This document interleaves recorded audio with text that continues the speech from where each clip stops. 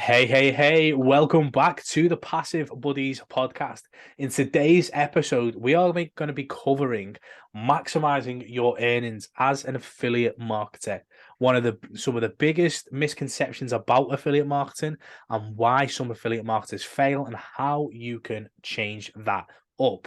As usual, we have my co-host Brandon Duff here, who is in a slightly different setup today, but he still looks good. He's still ready to drop value and we are excited for this episode.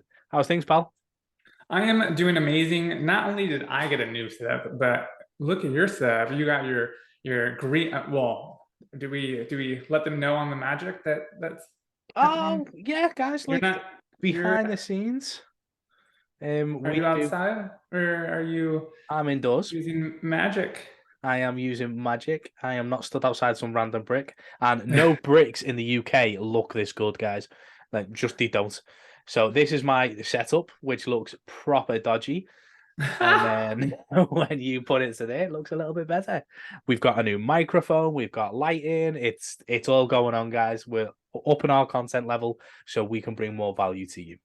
Yeah, I am actually downgrading my stuff because my I have a shitty laptop. I have my old, well, not my old, it's actually the same camera I still use, and my mic's kind of off center because I have a laptop. My computer is actually in the shop today getting that update because it was running a little slow. So I wanted to be able to get things done faster. So I had to pony up some money and get them fixed. I have a pretty bitching computer actually. It's a gaming computer, but it's a little bit older, and it still like runs all the greatest games.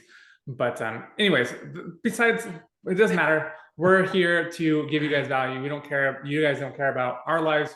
You guys care about how we can give you value, and that's what we're here today. So let's get into the juicy details. You're right.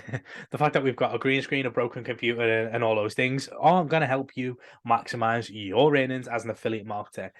Now, when you start, guys, and you see the videos online on YouTube, etc., about oh, this is how you get your affiliate link, and then just start posting that affiliate link, that's actually wrong. Okay, that's a very short-term strategy about affiliate marketing, like just spam your link everywhere and hopefully someone will buy and all that crap. What you're not doing is you're not building any type of audience. The key to any business, affiliate marketing or offline, online, anything, is having an audience of people that you can sell to. If you are just sending people directly to the product without building up an audience, you are always going to have to be hustling and you're always going to have to be in that constant hamster wheel trying to generate that content or generate those traffic to those links. Whereas if you build an audience at the same time, yes, it's a bit more time consuming, but you will be thankful when you step foot off that hamster wheel and you can send emails and print money. Yeah, I think it's super important that you build an audience. I'll give you two examples. One, so you don't need to build an audience, to be frank. You can literally post a link. So I'll give you an example. I made a Medium post and I think it was um, a Snap TikTok. That's what it was. It was a TikTok. Both of those, and I had 100 signups for a crypto game, and I made about $1,000 for it. But those leads, well, the game dried up essentially. Liquidity was gone, and the crypto space is no longer anymore. Those 100 people that signed up, made money, I have no idea who they are. So can I come back to them and be like, hey, I have this free course, check it out, blah, blah, blah. No, I can't. I can't give them any more value because that link spamming only was good for that short, brief time. It's not a long-term strategy. And and like Brian was saying, if you want to be on the hamster wheel forever, go ahead and spam links. You might get a little bit success, but you're not going to get long-term results. And being able to build a list and grow your audience allows you to have people follow you and follow your journey and want to be a part of that journey. Sure, spamming links might work for the short term, but it's not a long-term approach. And that's why, and people are getting fed up with sending spammy emails. A lot of people don't check emails. when it's from, a weird email because of a lot of phishing and a lot of data security things. So it's important that you do build a list because people will stick with you and want to join in on the value that you bring every single day. And if you're bringing the value every single day, then they'll continuously want to buy products that you are offering because they're seeing results. I mean, think about it this way: like when we had we still have it, our software, Super Facebook Tools. People love that, and they subscribe to it for many, many years. And then when we started the Digital Tycoon, which is a SaaS product for sales funnels and all of that, websites, courses, membership areas, everything that you need for marketing, people were like, I need that too. So let me sign up for that. And so it allows me to build more recurring income while my audience is actually getting results too, because they love the software. It saves them time. They love the Digital Tycoon software because they're able to build funnels. They're able to build a website, email list, autoresponder, all these different things. And so it brings them value. If I was just spamming links to people, I wouldn't have been able to follow up with those people and show them my software, show them the Digital Tycoon, show them Brian's and mine's 90-day cash flow challenge. And if you don't build that audience, you're just going to be constantly on the hamster wheel, like Brian said. I just said it in a very long way. But the story behind it is completely true, guys, and that is the big thing. It's like affiliate marketers, a lot of people come in 9 times out of 10 because you're struggling with cash, and I totally get that. So you're struggling with cash, you want to make money now, but to be a successful business owner, you can't just look at now. And that's what building an affiliate marketing business is. It's not a side hustle. It is a business if you truly want to be free. So therefore, you have to look at not just now, but long term. You can build up that audience and continually building that audience and house them in Facebook groups, YouTube channels, email lists. And email lists is always great because it's the traffic you own. You can send an email and print money. But you have to be building that audience in order for you to carry on and create a long-term business. Me and Brandon know now, obviously, with our lists, etc., and with our audience, like we can, no matter what we move into, we can have a list of people who will come with us or will buy our products or buy our books in the future if we ever decide to write one, because we've nurtured that list and built that audience over time. Yes, it's a longer term strategy, guys, but as we keep saying, we're stressing this quite a lot in this episode. Building a list will break you free, so therefore do not ignore it. And building that brand, yes, sometimes it's uncomfortable. Like this podcast would not be half as good as if I started it when I first started being on a video, because it'd be shocking. I'd be stuttering everywhere. It would just be horrendous. But you have to start. Like, do not let that fear of creating content, creating a video, creating a reel, creating a podcast, don't let that fear stop you from starting. Otherwise, you'll be held back in that 9 to 5 the whole time. Yeah, and if you think of things more in decades instead of days or weeks or whatever, you're going to think more long term. Like, it's funny, just the other day I was like, man, I need to make X amount of money. I want to get to $1 million this year. And even though $1 million in the grand scheme of things is not a lot, because obviously, if you look at, I was looking at my market movers, like it was a newsletter, and it showed like the profits of one company. It was like 127 billion for the year in net profit, and I was just like, $1 million is nothing compared to what some of these companies are making. So you have to think like, if you think in decades and you think like, okay, if I make $1 million this decade in profit, and then I go for 10 million, and you look at how Warren Buffett made his profits, and how if you do that over time, you're going to be really well off, because the compound effect allows for that with time and effort and just letting things run its course. Because you're constantly putting value out there, you're going to get value back in compensation and power and influence, whatever that is. You just need to compound your efforts every single year. And if you do that for decades, you're going to do really well. I think I looked it up the other day because everyone talks about how Warren Buffett, like how he went from where he is today to like billions in net worth. I looked it up, and I think by the age of 50, maybe it was 40 actually, he only owned $1 million. He only had a net worth of $1 million.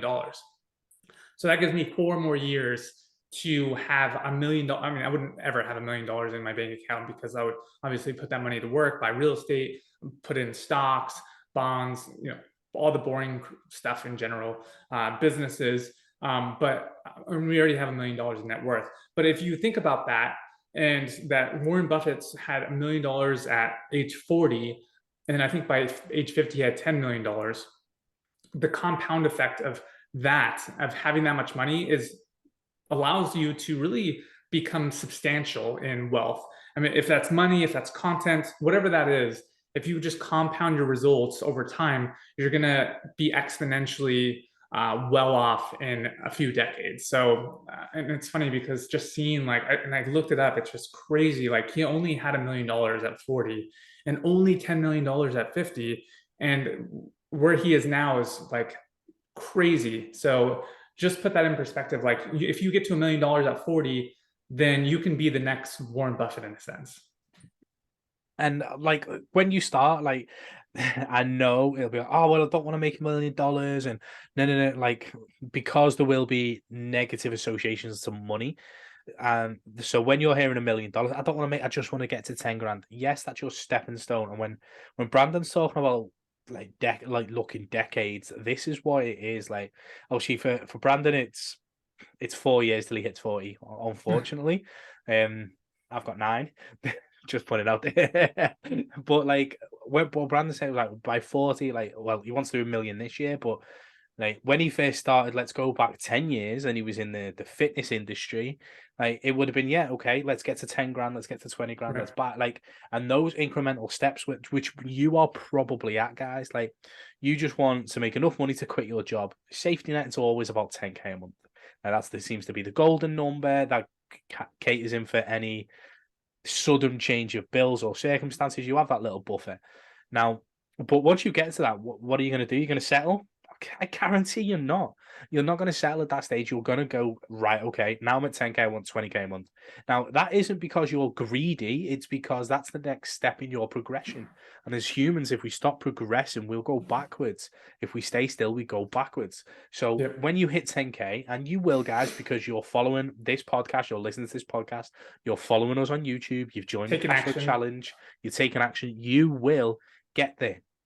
That you need to take that if and buts and maybes off the table. You will get there because you're listening to these things, okay? But when you get there, you will want to go forward and you want to keep going. And then in 10 years' time, when you have made that $1 million and your $1 million is your net worth, you'll remember this episode and go, I said I didn't want $1 million, and look, I'm already here. Because once you start to make money, it's easier to make money.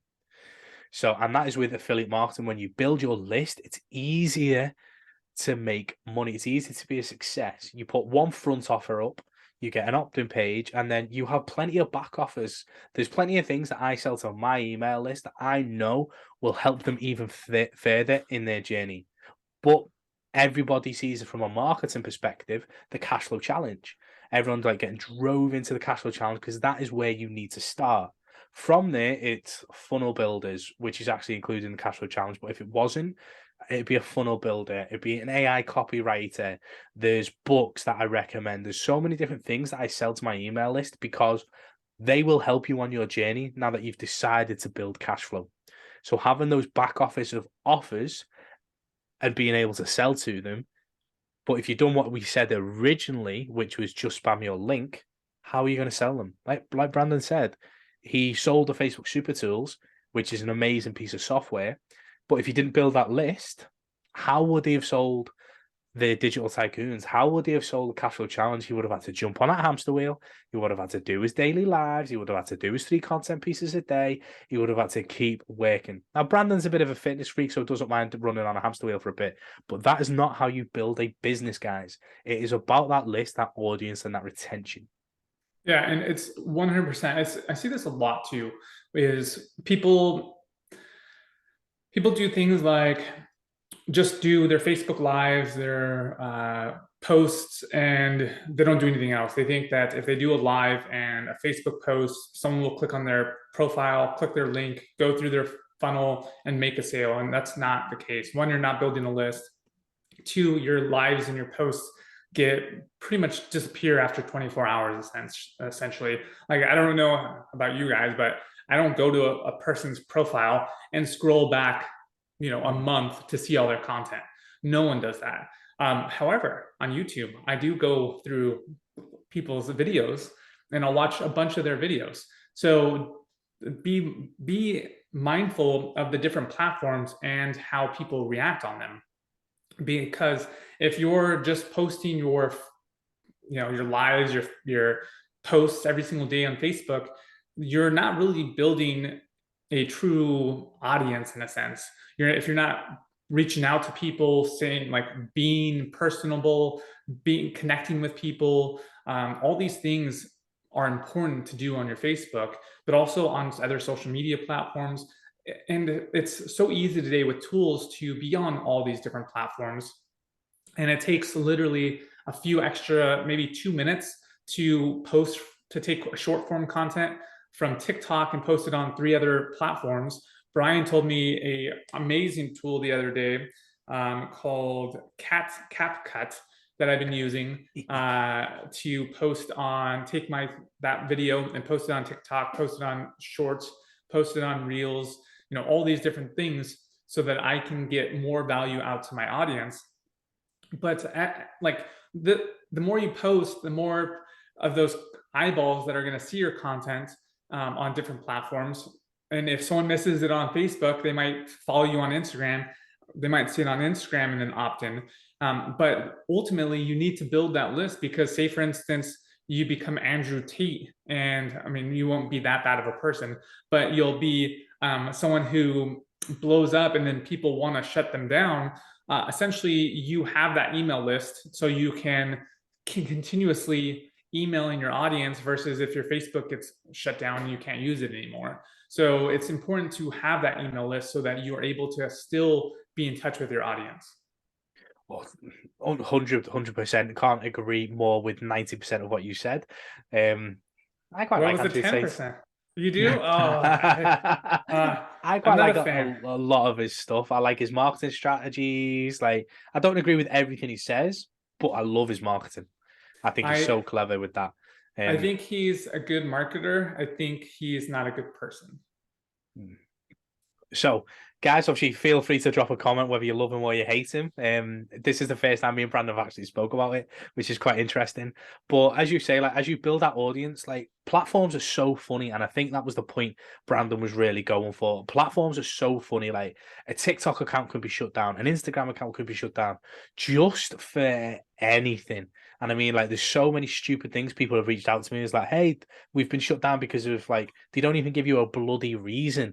And it's like, oh my God. So taking your list and your audience in multiple places, you will always be able to make money, because attention is the new currency. And if you've got attention, if you've got a list, people will pay you for that handsomely. Even businesses today, general offline businesses, have a budget in their marketing department for influencer marketing.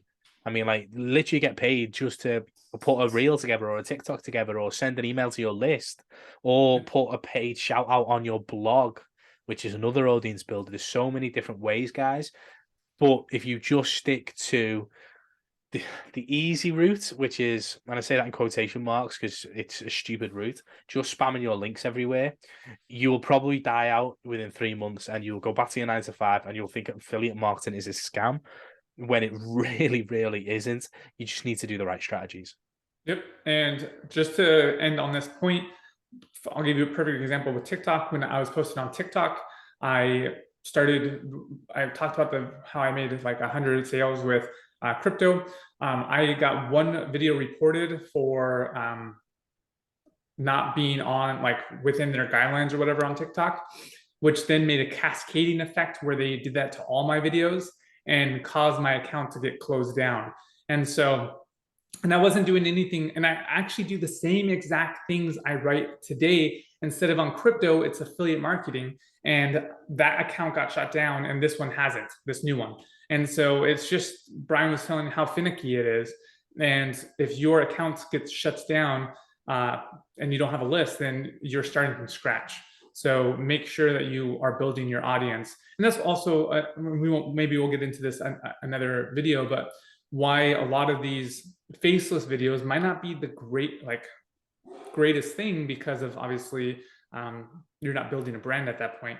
You're kind of just building a faceless channel with no one to know who it is. So yeah, that's all I have. Okay, guys, hopefully you've listened to this episode and you have gone on and decided to take on the mantle of being you and being proud of you and not being scared to show that, build that list, build that personality. If you want help in building cash flow, definitely go and see the Cash Flow Challenge. The link will be below. It's an incredible community of people, as you would have heard in the previous podcast, with insane results that is helping you build recurring income. And from there, you can buy those assets, etc. So, guys, thank you so much for tuning into today's episode, and we will see you on the next one. Peace.